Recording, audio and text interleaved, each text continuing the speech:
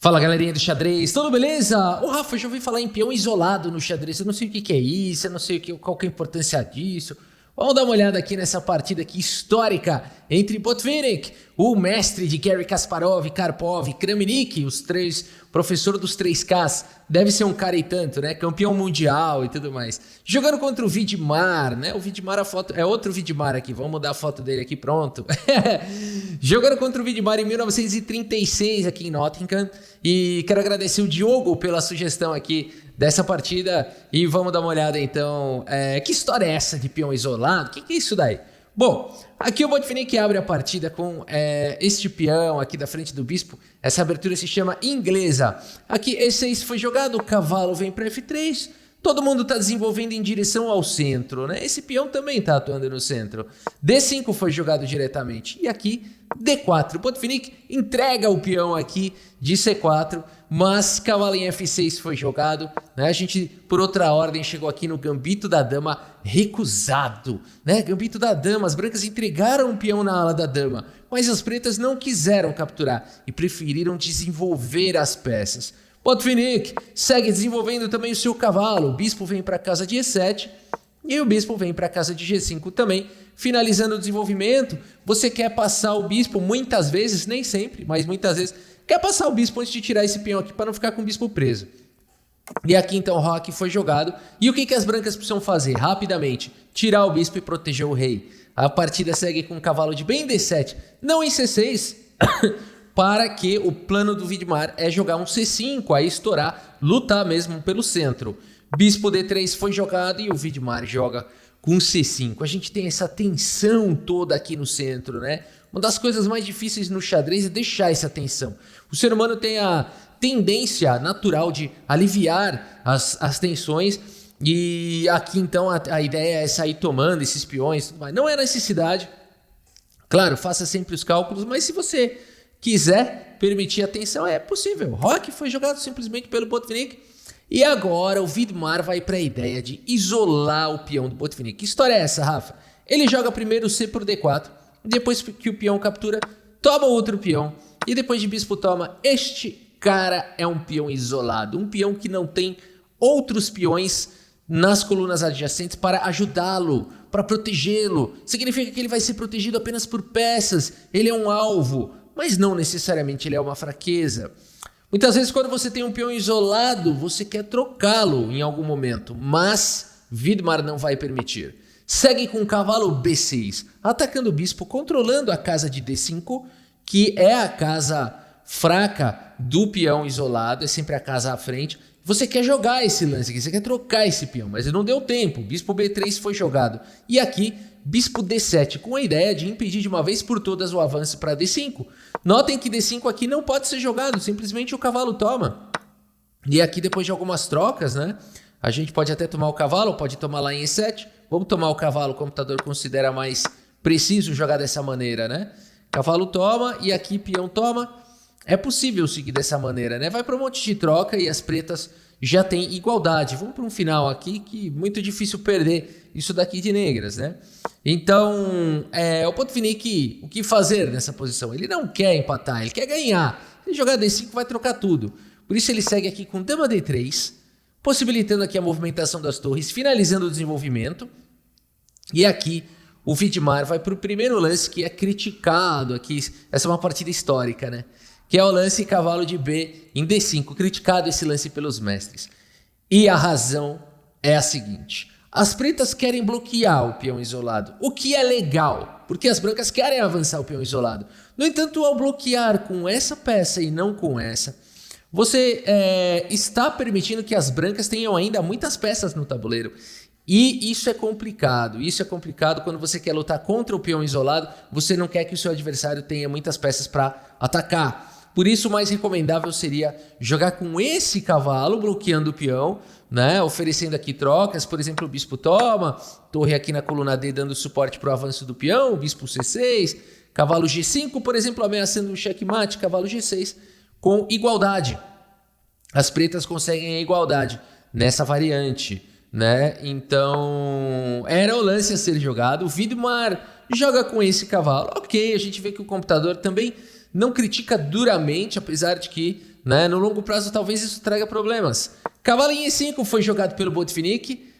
Temos aqui o lance bispo C6 e torre de A na coluna D, dando mais suporte para o peão isolado, preparando possivelmente um avanço no futuro.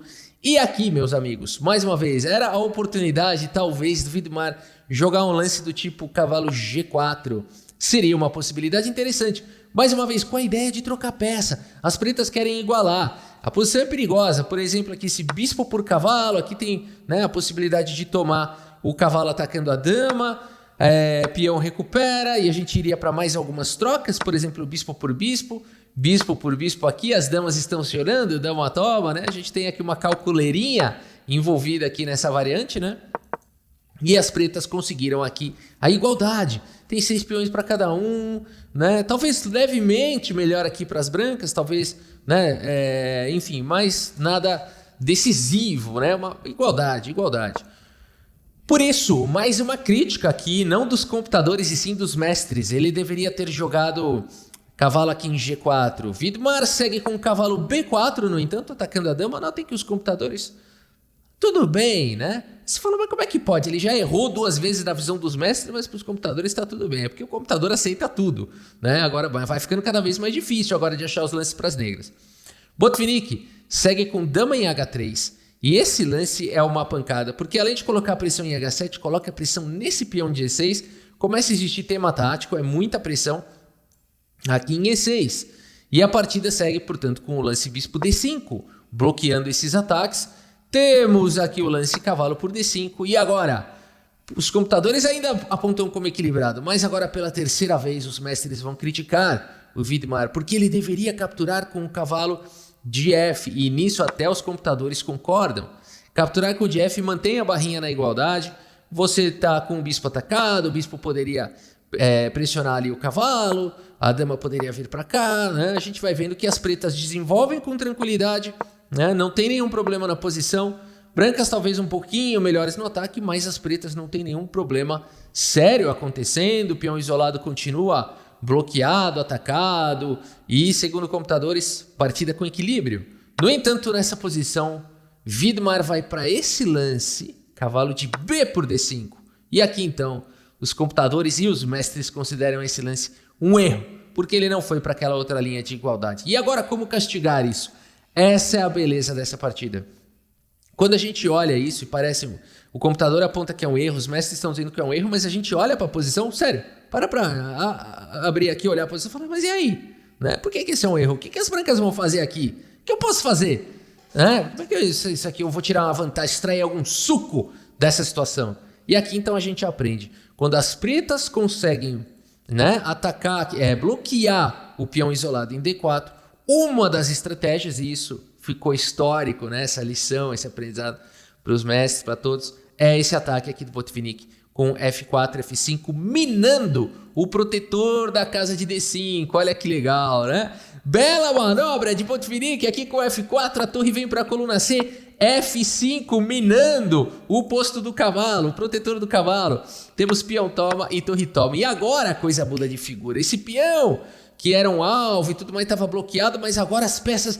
Agora ele virou um peão passado também. Um peão passado, o que é isso, Rafa? É um peão que o adversário também não tem mais peões na mesma coluna, nem nas colunas adjacentes. Significa que ele pode, se ele muito bem, né, coordenado com as peças, pode, cara, criar problemas, né? Então agora o Vidmar tem problemas. Segue com o lance dama aqui em D6. Mais uma vez, talvez aqui os computadores apontam cavalo B6, né, como uma possível defesa, mas na verdade esse lance não funciona. Olha que bonito mostrar isso, né? Cavalo B6 parece bastante lógico, né? Aqui abrindo o ataque para cima do peão e tudo mais, ganhando espaço, mas a ameaça agora do Botvinnik é isso aqui, ó.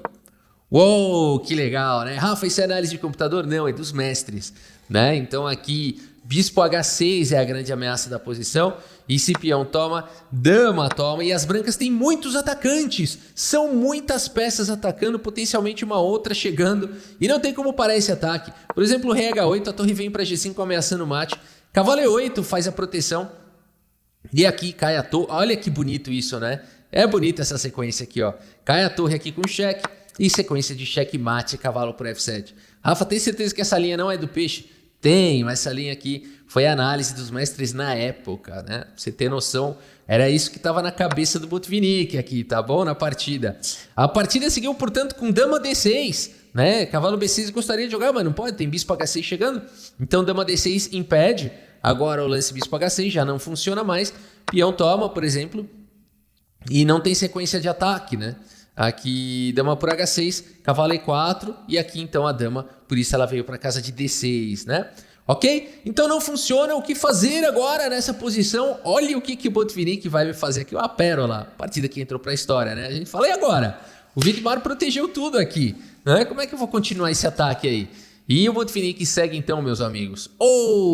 Cavalo por F7, que coisa linda, né? Um ataque descoberto aqui no cavalo, esse outro cavalo aqui, tem essa diagonal, uma série de elementos táticos aqui que o Botvinnik fez a leitura e viu que seria bom. Vamos ver como é que segue. Então, a partida seguiu com torre por F7, você precisa capturar essa peça e agora bispo por F6, eliminando um dos defensores aqui deste cavalo.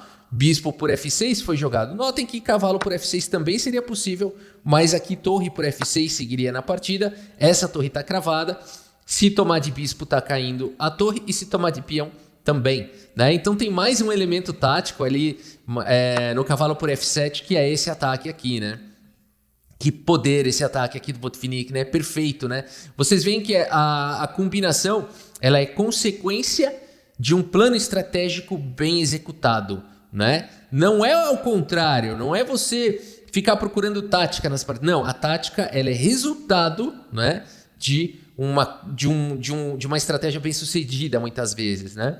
Então aqui é muita peça atacando, tem todos esses elementos aqui rolando. Vamos ver então como segue. Torre toma, essa torre está solta, e agora bispo por cavalo foi jogado.